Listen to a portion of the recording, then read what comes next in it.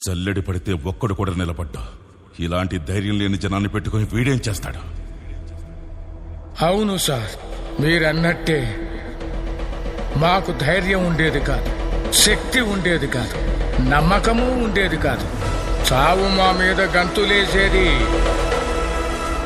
కానీ ఒకడు అడ్డం నిలబడ్డాడని వాడిని ఖాళీ ముందు తల నరికాడు కదా. ఆ రోజు చాలా సంవత్సరాల తర్వాత చావు మీద మేము గంతులేసాం.